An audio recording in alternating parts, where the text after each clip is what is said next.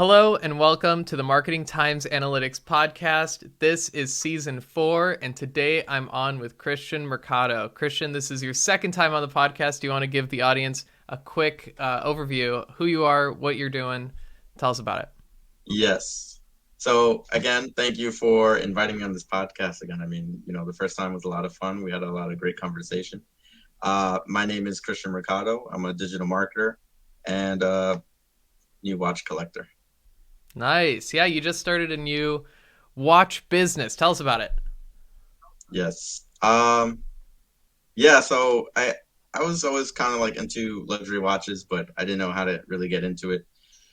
But I see it more as an investment now. Sometimes they do, depending on the watch, they do better than the stock market. So now I see it as like an investment asset type collection. So what I do is I help people find the watch of their dreams or a watch that they're looking to just add to their collection. And I can find that at better than market price and get them a good deal for it. Nice. Well, so if anybody wants a new luxury watch at a great deal, reach out to Christian. That's Exactly. It's awesome. called Timeless Mercado. Yes. What was it? What was it again? Timeless Mercado LLC. Perfect. New one Nice. is new one is my new baby. I'm looking forward to growing it this year. Yeah, that's really cool. So, so what is? I mean, do you want to dive into the marketing related to that? Do you want to talk about marketing more in general, the other things you're doing? Yeah, we could definitely talk about what I've been doing the past year, since the last time we spoke. Yeah, let's Um, do that. when it comes to the watch, when it comes to Timeless Mercado, I'm not really doing what I usually do. I'm just allowing the market because, I put these watches on eBay, Facebook Marketplace when I do have to sell it. So there's not, I don't really have to use advertising for that. But when I do have a lot more to my collection, eventually, yes, I will make the website like I'm used to making and the advertising. So aside from that, what I've been doing the past year is a lot of influencer marketing for e-commerce brands, especially this one company I've been working with the past year called Level 8, and another one called Everfund. But with Level 8, we've been doing a lot more influencer collaborations. Uh, it's been a learning experience. Sometimes you think, you work with an influencer and you think you get a lot of crazy results because they have like a million followers, and that's not really so much the case sometimes.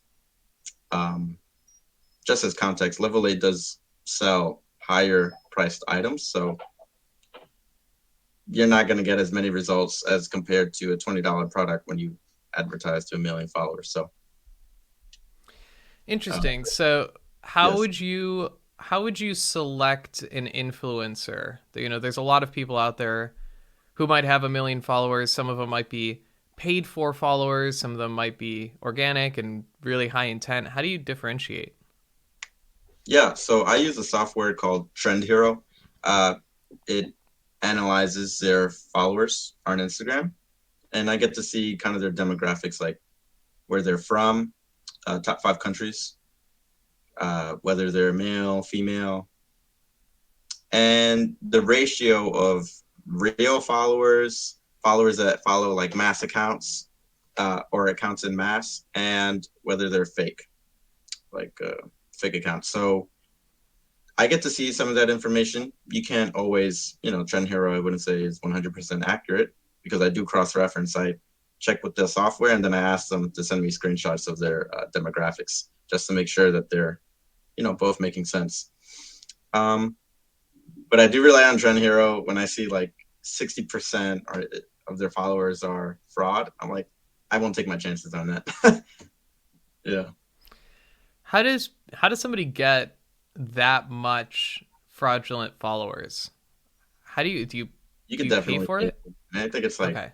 it's like $20 to get like 10,000 followers or something. I don't know. I never done it, but I think that's how it's kind of priced. 10,000 is like conceivable, but I'm wondering, like, how do you get like half a million fake accounts? Like, that's a lot of volume. We're talking like a very professional operation to have that level at scale. There's softwares out there. you could just keep paying for it over time. I was gonna mention, when I do use Trend Hero, it shows me a graph and I could see like little spikes. If they are buying fake followers, I could see the spikes and their Oh, wow. the graph over time. Yeah, so that gives me another idea. Uh, you can also see like engagement rate. How many of the comments are from fake followers. Um, in my experience so far, we have a lot of people DMing Level 8 about collaborations. They see that Level 8 works with a lot of influencers on Instagram. And I'd say a lot of the time, like 60% of the time, maybe, it's influencers contacting Level 8 for like money opportunity. Like maybe they just want a one time collaboration of $2,000 and then like that's it. They're happy with that. um, and the reason why I'm saying that is because they probably don't have that great of a following, as in equality of followers. So we Okay. do a lot of influencers trying to reach out and say, "Hey, let's collaborate," and then I check the audience, and it's like it's not good. So let's say you find somebody Definitely. with a really good audience. What's the next step? Yeah. So let's say they everything checks out. I feel like it would be a good collaboration. It fits with their brand, the brand's identity. Next step is just giving them kind of like a campaign overview. I usually send them a PowerPoint of how many reels we want. First I tell them how many reels we want, carousel posts, all in a collaboration. We agree on a price, and then I will tell them exactly what each post is for. Like I would say, the first few posts is probably for brand awareness. Don't try to sell to the customers. This is only just to introduce Level 8 to their followers. Um, then the next post after that would probably be for sales or a giveaway. Depends on that month what's more important to Level 8. But for the most part, I do sales first and then a giveaway either for the fourth post. Got it. And then So would we the get sales influ and then the followers. got it. And then would you create the creative, or is the influencer generally doing all the creative work? So the influencer does do the creative work. They tell me their ideas and then I kind of just guide them on how it should be according, like, just the campaign, the purpose of the campaign, right? So yeah, I do ask for their ideas first. And we bounce around ideas as well. I like giving them more leeway when it comes to their ideas because it's their audience. They know it better than I do. Like they grew those followers because we're talking, quality followers. So they know what they're doing. For example, there's this guy I worked with. This is funny because he proves me wrong when we do a campaign. He made a campaign about using Level 8 luggage, changing outfits for the airport, a reel about changing outfits. And he was on a treadmill. And I'm like, I don't know how that would do. It's just him walking on a treadmill and like changing outfits with the luggage. Of all the cool things I've seen influencers do with Level 8, that's probably like, I mean, it's cool, but it's like not too crazy. Anyway, that reel got 34 million views Wow. within like 2 weeks. And I'm like, I, I don't know why. 6 months later, we're like, hey, should we do it again? And I'm like, I think that was a one-time thing, but we could do it again.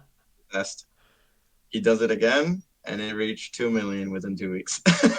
Wow. And an influencer that usually gets like maybe 200K video views for his reels, so it's just funny. I don't know. Yeah, I mean that's viral marketing. It's it's one of those things that everybody wants. It's like the golden egg.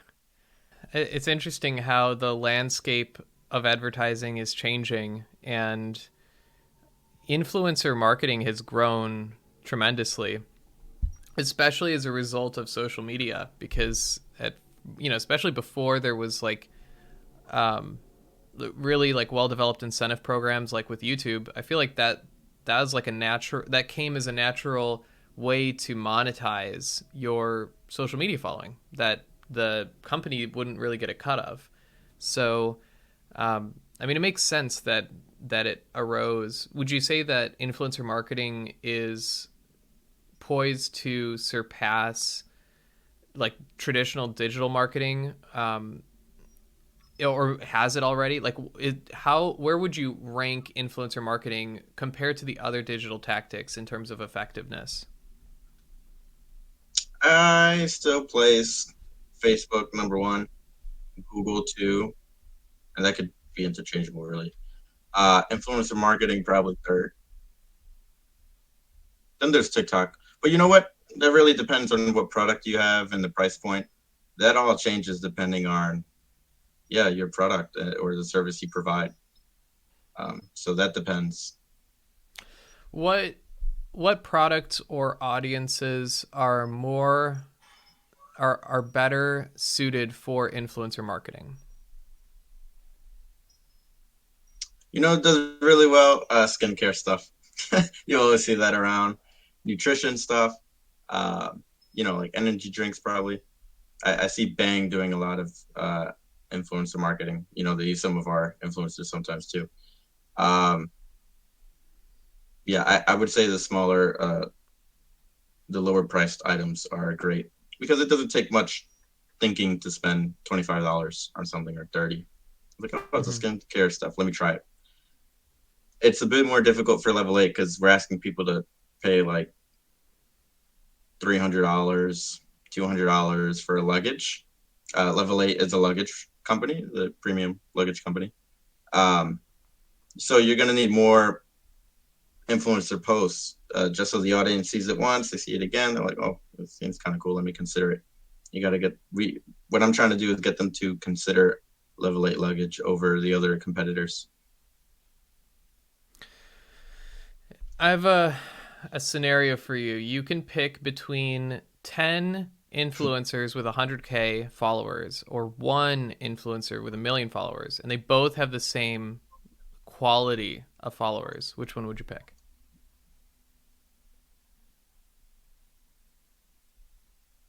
Yeah, probably the 10 influencers with 100K. Because sometimes you can have 1 million followers. That doesn't mean that all of them are active and seeing your posts.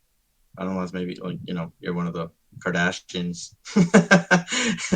They get a lot of great engagement. But I've worked with a celebrity that had 5 million followers and it didn't get a lot of engagement. So I test the 10 different influencers and they all vary in engagement. Yeah, more variability. It's probably for the best, but Yeah. distribute the risk. Yeah. I Makes think sense. overall you would, yeah, distribute the risk. And overall, I think you would get more people to engage with those posts, honestly. So, how do you weigh going to an influencer directly versus going to an agency that can sort of that connect you with different influencers? Yeah, I don't really like working with agencies much, only because their priority is to make money off this, not so much to cater to their followers. So I like working with the influencers directly that don't have an agency because they're worried about their followers. The agencies are worried about making money off the campaigns for the most part, or at least the ones that I've dealt with. And on top of that, it's just not cheaper, like like cost effective. Like they'll surcharge you for the service for connecting them. So I like when there are times where I have worked with agencies for that. I've tried it. I gave it a shot. They were okay. Um, and then I've had times where those same influencers probably quit that agency and then they work with us directly. So that's nice too. I like that. Um, Mm, what are some things that you've learned this year about marketing, digital marketing that you think are relevant to marketers to know? I would say always negotiate. If you're looking into influencer marketing, I would say it's important to negotiate. There's no real line set for how much you should charge for the amount of followers. I've had people charge me $4,000 for a post, and they only had 100,000 followers, and I've had people with 5 million followers charge me 5,000. So, you know, um, it just doesn't make that much sense sometimes. Um, and I've had times where someone with 1 million followers, it would only charge me $1,000 or two. So, you know, it's always important to negotiate. There are times where those same people charging 4,000, I would tell them, just because I've been doing this for a year, I know what to pay for at this point. So, not to lowball them too much, but I'm not gonna overpay for something. So I tell them, I'm like, yeah, if you're charging 4,000, we're only gonna do 1,500, and they're like, okay. So it's not, the prices aren't very set, and you can negotiate that. I think it's important to negotiate with influencers. Let's see what else. I think that using influencer marketing shouldn't be your holy grail. If you haven't done it before, you should know that any form of marketing isn't going to be your holy grail, as in it's not going to save your business. You have to test different platforms. You have to test different angles. If you're doing Facebook marketing or TikTok marketing, it can't just be the same creative. You have to have different creative, different copy, and test which one does best. Each platform has a different strategy to it. So TikTok, you have to renew the creatives every 2 weeks or so. Facebook, you could have the ads running for a bit longer, like a month. You could do like a month and a half, maybe 2 months sometimes. But yeah, definitely have to test and learn the platform, or you can find someone like me to do it for you. So when you're putting an ad campaign on Facebook or Google, how are you arriving at the creative to write? Do you ever use like tools to assist you in figuring out what to write? Yeah, this is going to be a funny topic. This is going to be a funny topic because I know you've been learning about it too. Now these days, I've been using AI. I use Nice. ChatGPT. I use I use Bard from Google. Google let me use Bard. AI still has its pros and cons. You have to be careful with its accuracy. I was in an argument with Google Bard last night, Nice. telling it, I was like, why did you give me the wrong answer? If you don't know the answer, don't tell me. And it's like, sorry, I don't know the answer. But yes, I do use AI for the copy. It's another, it's one thing to brainlessly use AI and not think about how to come to that answer. I use it for ideas, brainstorming. I mix and match different things together. But I like to learn from it too, because I think sometimes my own creativity is limited, and AI helps me, just think about different angles, different ways to come across that when I'm selling.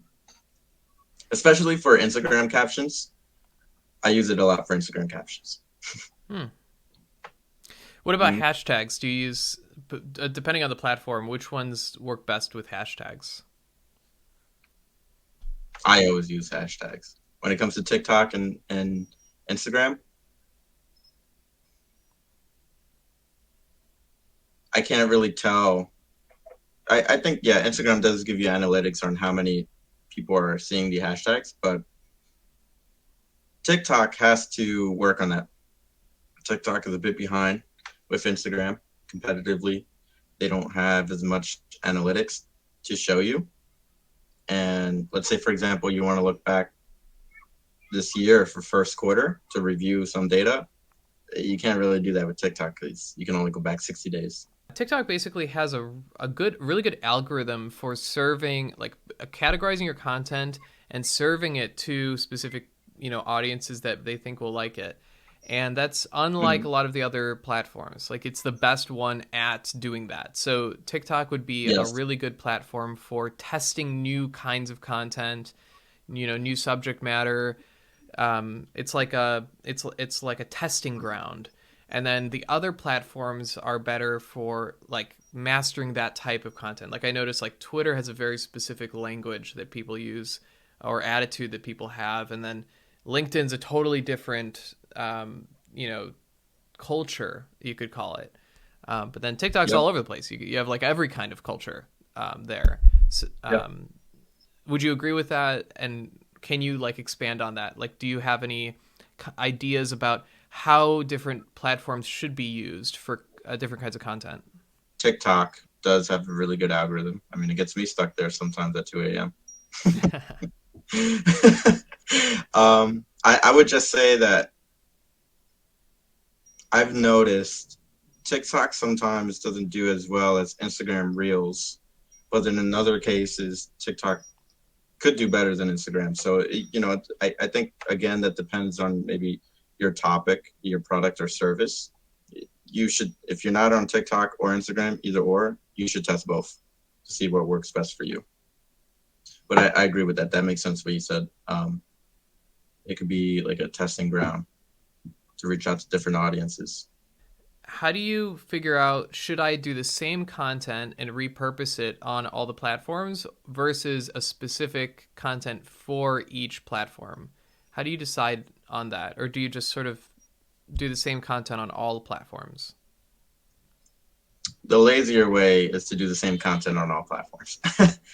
the If you want to do it right, I would say repurpose, do it a little differently for TikTok and Instagram. I've heard that Instagram doesn't really like when you're using the same. If you post on TikTok first, Instagram doesn't really like that you use the same video for Instagram, and vice versa. Uh, Also, aside from just the algorithm, or those two brands, I would say it would be good to make it different because you want different audiences to see different things. If you have someone on Instagram that wants to follow you on TikTok, there's no incentive to follow you on TikTok as well because you're posting the same thing. So it would be good to make it different.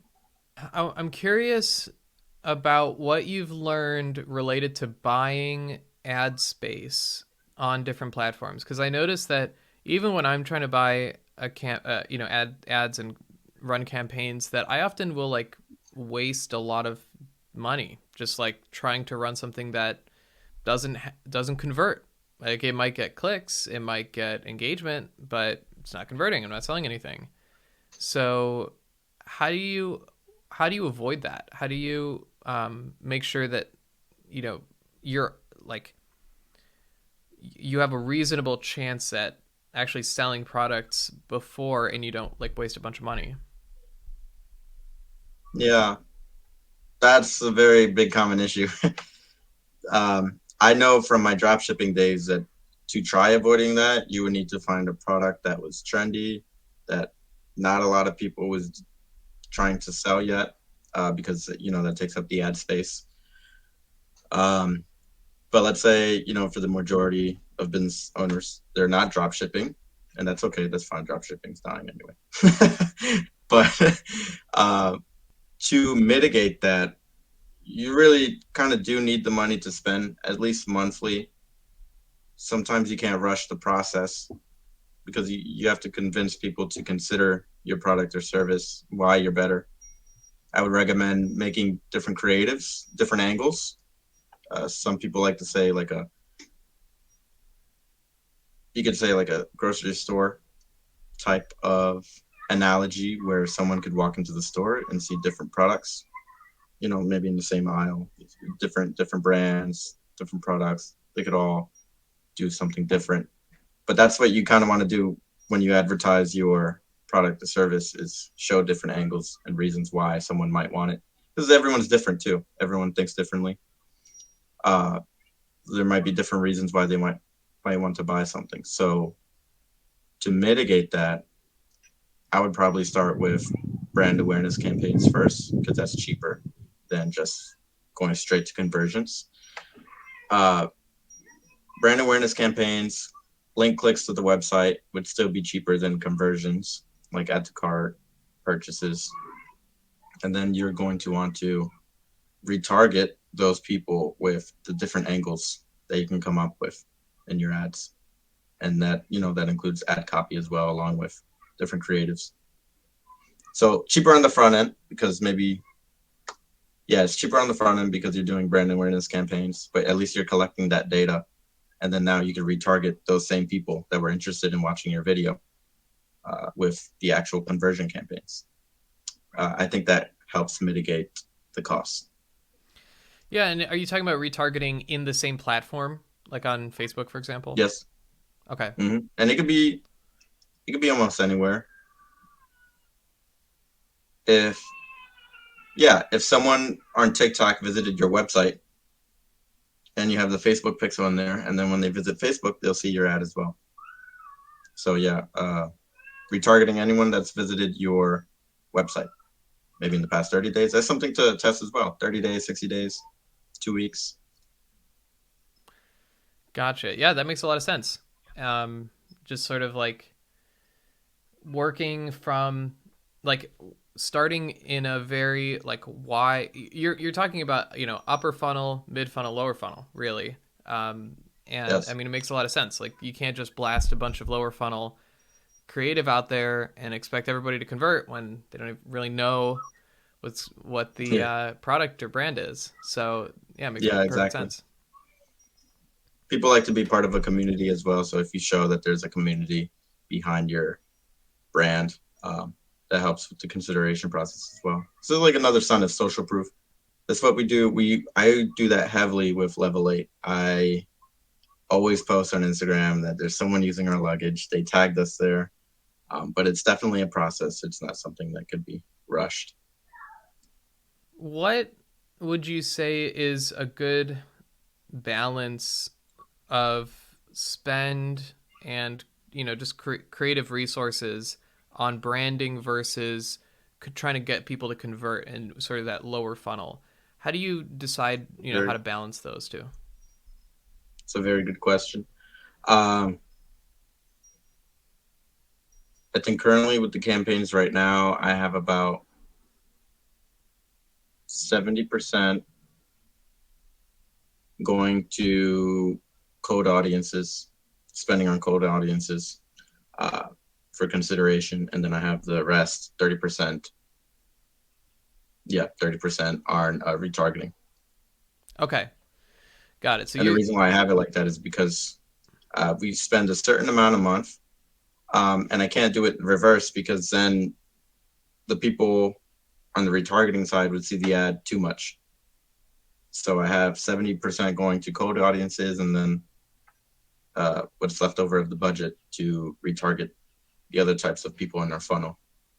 So they're not, the frequency, the number of times that they are seeing the ad, it could get annoying. So that's why you got to also work on producing creatives.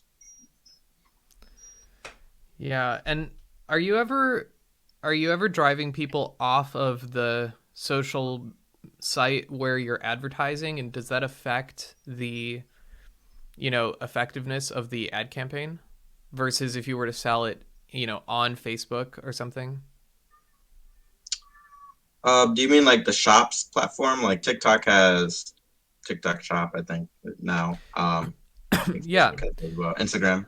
yeah, yeah. So like, yeah, are you driving within the platform to purchase or outside of the platform to purchase, and does that affect the sales rate? I haven't tested the in-house shops yet when it comes to those platforms. I always send them to the website. I've always sent them to the e-commerce store. Okay. Mhm. Um, for e-commerce stores, let's say somebody wants to create their own store, would you recommend Shopify? Would you recommend hiring a developer, creating it from scratch? Like how would you recommend somebody goes about that if they have a product idea but they don't have a website yet and they want to sell it, on their own terms? Yeah, if it's for e-commerce, I would definitely recommend Shopify. I I have I've always used Shopify. It's my favorite, so I'm a little biased. But yeah, definitely Shopify is very user friendly. Other people use Wix and other platforms, but I feel like Shopify was very user friendly. Um, Shopify does offer templates, so it's not too difficult to create your own website. I think it's important to at least try making your own website with Shopify, seeing how everything works. That's not to say if you have the money to just get the developer, maybe I'll Fiverr for $100. I don't know, wherever you want to go. But um, I think it's good to learn that a bit, understand, what issues might arise from a certain page and telling the developer like, hey, I need this fixed, and just understanding how that works. Yeah, that makes sense. You never want to like be taken advantage of because you didn't do the research and you don't Yeah. know sort of what actual work goes into what you're asking for, and you could be asking for something that's actually really easy and they're overcharging, or the opposite, Yes. although it's unlikely that it Exactly. would be the opposite. But yeah, um, Yeah. makes sense. Makes sense. Yes. I've spun up a couple websites. I also love Shopify. It's so easy. Yeah. Like, Yeah. It's very easy. yeah, yeah, That's which what is I'm saying. important. They should at least try because it is that easy. It's not like 20 years ago with WordPress. Oh my God, I hate WordPress. And I used to always make my own websites with Shopify, but when it comes to WordPress, I've tried it before. Coming from Shopify to WordPress it's not it. hmm Do you have any I do other? have my Oh, yeah. personal website on WordPress, but I hired someone for that. I was not going to mess around with WordPress. Gotcha. Yeah. So let's say you're bootstrapping a business. A website is only part of it. What other tools or services would you recommend to get a business off the ground? Yourself. From an e-commerce standpoint, there are apps I would recommend. I think it's different now. The apps I used to use compared to today, there are new apps. But yeah, definitely there are some apps like Sticky Cart. I think that's important to have, or something similar. Email. I think email is very important. Don't slack on or don't sleep on emails. That's really a way to generate revenue without spending on ads. So make sure that you're collecting emails. Um, you do need at least a monthly budget. You see, when you're bootstrapping a business, I think it's important to have another source of income, so you're able to feed that monthly. It's not going to be a one-shot thing. Chances are small that it's going to be a one-shot thing where you sell the product within a month and you make all this money, like that people like to talk about, um, and they won't tell you their secrets for it. So I think when bootstrapping your business and it's a new business, I think it's important to do what you can. As in, yeah, I mentioned the email stuff already in the apps on the Shopify store, but also in terms of social media, you know, uh, go on Instagram and test that out. See where you get the most engagement, and then go on TikTok too, test it out. See if you get even more engagement. Twitter, I've heard, is not that great for ads yet. Not to say you can't build a community on it. It's just probably not my first choice. Chat GPT, like you mentioned, I think that would be very helpful. It definitely cuts down the time of thinking about captions to create. Um, you can make a content calendar with ChatGPT, so you don't have to invest as much time as you used to. Everything's easier for you now with the help of AI.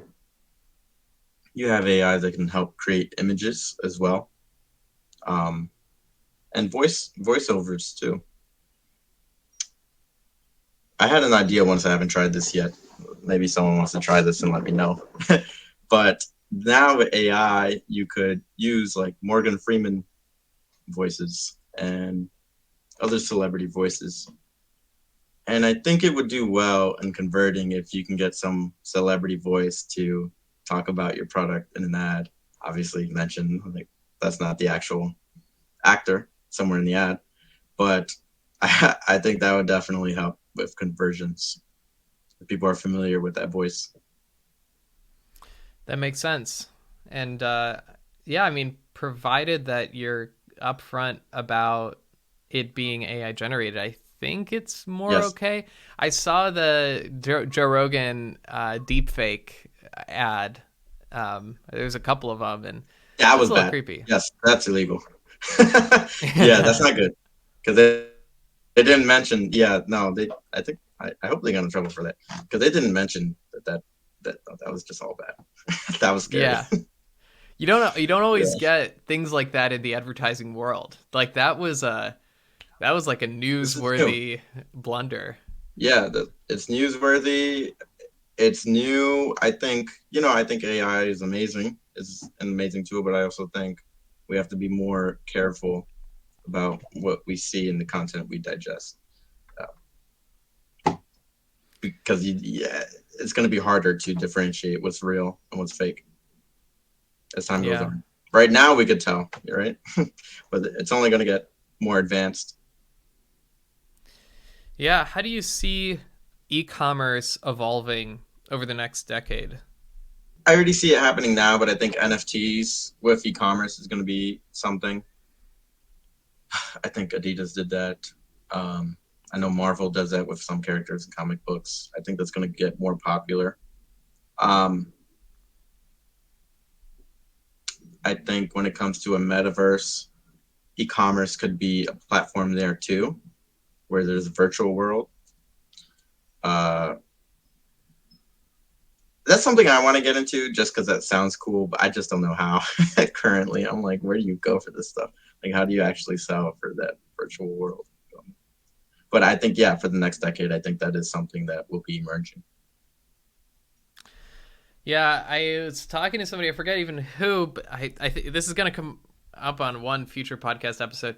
Basically, the concept of like the Willy Wonka reaching out and grabbing the candy bar from your TV screen. Like it's like advertised, and then you just reach out and you grab it, and then you just have it. And I think that's That's crazy. it's an example of the direction that everything is going. Like I think that's like obviously that is not physically possible, but there are other similar concepts that are they're already here. Like the concept Mhm. of like making a purchase on Amazon and having something delivered 2 hours later would sound crazy to people Yeah, 20 years ago. Just like the logistics needed for that alone. So yeah, I think we're moving in that direction. I think we're going to keep moving in that direction to predicting mhm. what somebody's going to buy, organizing logistics around that so that the product can be delivered instantly. And like, I don't think drones are gone forever. I think the tech might not be there with like the range and so forth. And there's like issues with like getting stuck in trees and stuff, obviously. So That people um, shooting it down. yeah, exactly.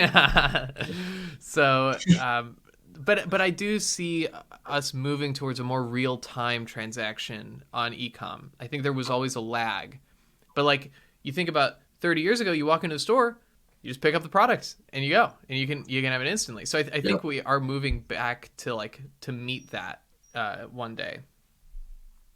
Yes, I agree. I think everything eventually will get. The whole point of technology is to make things easier and easier. Um, so yeah, I agree with that. What do you It's gonna think be the crazy. Yeah, what do you think the next big social media platform is going to be that hasn't been invented yet? What features will it have? It's a very good question. Yeah, please tell me the future. Yeah, I was like, yeah, if I came up with the idea, I'd make it. I, I don't know because it's surprising to me sometimes. I could be a critic and then get proven wrong, like in the case of the 35 million views, 34 million views generated. I was a critic for that, and then I was a critic for that again, and proved me wrong. So when I see new stuff emerging, I'm like, isn't that great? Turns out is like I think TikTok, for example, I was like, oh, I don't know about TikTok, and then it became what it is today. Yeah. Um, what features would it have? I know there's something now, and I think maybe it might have this feature. I know there's an app now that not a lot of people talk about, but it might be growing, where a certain time of the day, at a certain time of the day, everyone on the platform has to take a picture, and they have 2 minutes to take it. And it's called, I've heard of that. you know what I'm talking about? I've heard of it. And Yeah. it's supposed to be real, like, some like be real. I think it's called Be Real or something. Where and within that time, you have no time to edit those photos. You have to show what you're doing at that moment. I think front and back, or just the front camera or something. So it makes it more authentic. It's a more authentic platform for posting. That might be a feature in the new social media platform. I think image recognition, e-commerce is going to be a thing. So you see somebody wearing, somebody sees the hoodie you're wearing and they just click on it and buy it. I think that's going to They be. kind of have that on Instagram. Yeah. I think you Okay. So could, yeah, yeah, I think we're going there. I mean, it's pretty clear yeah, that's like already pretty close. Like you can tag brands and stuff, that way. But yes. I think it could be like fully automated too, like just image recognition and linking it to wherever you can get it. Yeah, definitely. If it's not done already, but I know if you have like a product store on Instagram and you have the shop, you could tag your product on the photo, and then when people click it, they could go to the product page. Cool. Okay, so it's already being done Yeah, manually. yeah, basically, yeah. Yeah, manually, yes, but with the AI, I think that'd be very helpful. Yeah. Um, I keep going back to the virtual world because I think with Meta spending that much money, I'm pretty sure they failed at it, but that doesn't mean it would stop completely.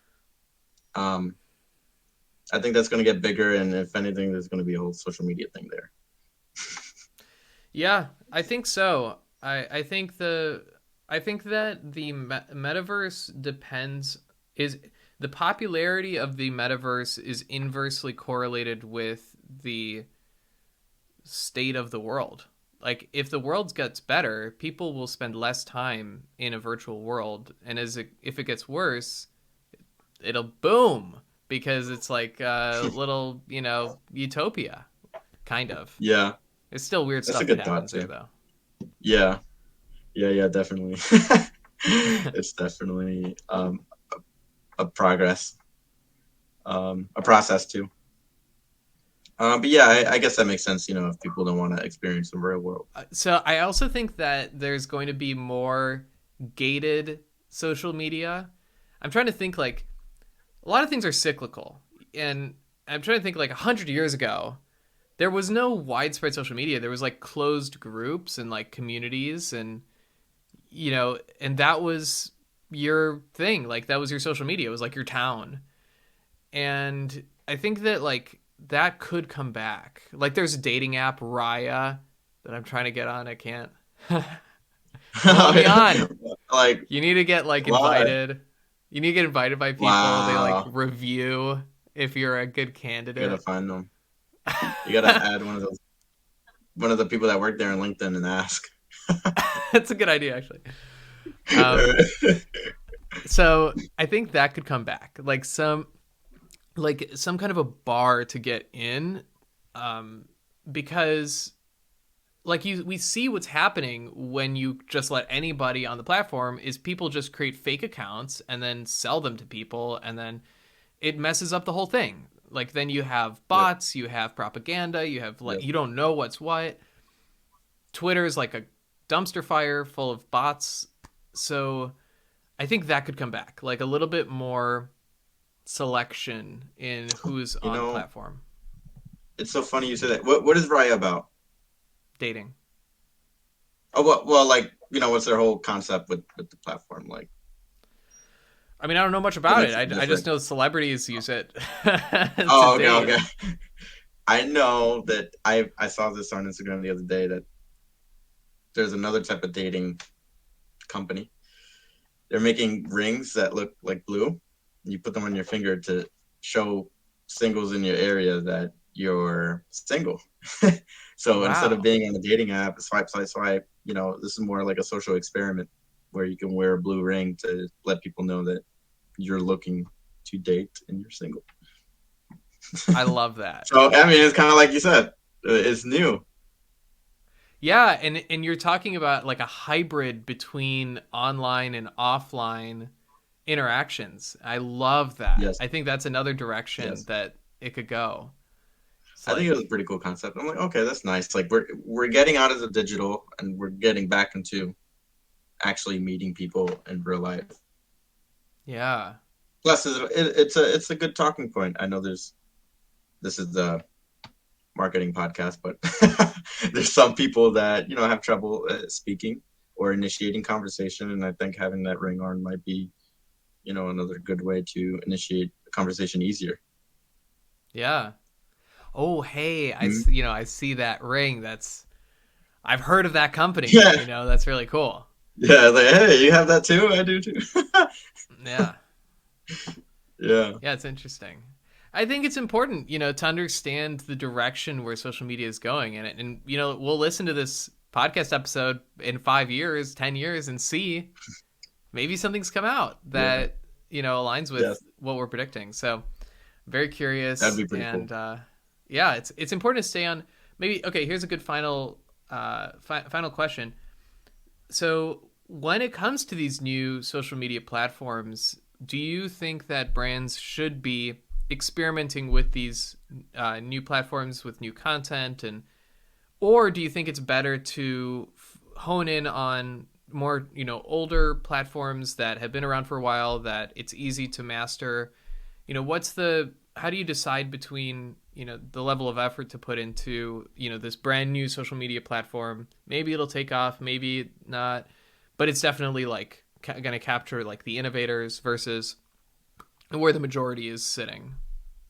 Yeah, I would say if you already have systems set on the platforms you're already using and you have the time to get into that new platform, then I would definitely do that because it would be so much easier for you to build that audience on the new platform because everything's new. You're not competing as much with other brands. Uh, TikTok. I know for level 8, TikTok is easier to get followers. Um, I mean, if you pay for ads, it's a lot cheaper than Instagram. So you can grow followers very quickly, and that gives us the opportunity to grow our audience there. But yeah, I think if you have your system set and you can put that time and energy to the new platform, I would, Awesome. because that might be your new best uh, source of revenue. It makes sense. Um, cool. Well, thank you, Christian. This has been an awesome Of conversation. course. Thanks for coming on, and thanks everyone for listening. Thank you for inviting me. Thank you. Absolutely.